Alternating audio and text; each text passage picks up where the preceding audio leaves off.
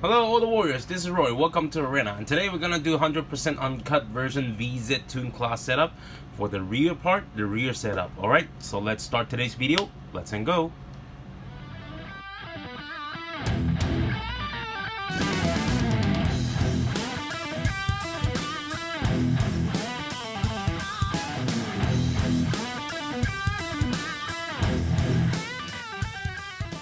Before we start the video, if you haven't subscribed the channel yet, you can press here for subscribe the channel, and also don't forget to press the bell so every time when we have a new video you will know it right away. Thank you.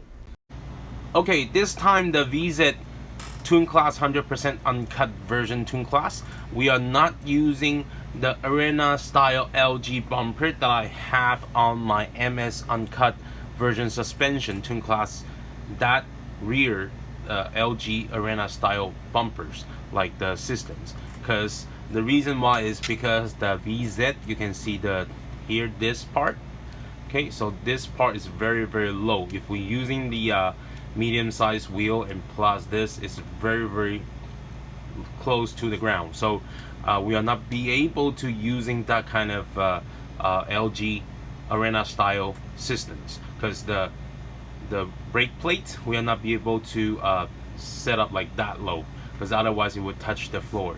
Okay, so that will not qualify for the 1mm clearance. So this is what we're not gonna do for this time, the LG rear setup. But this time we're gonna using the other type of the setup, but it's also have all the options like the AT, pivot, those kind of options on this uncut version rear setup. Okay, so now let's start it.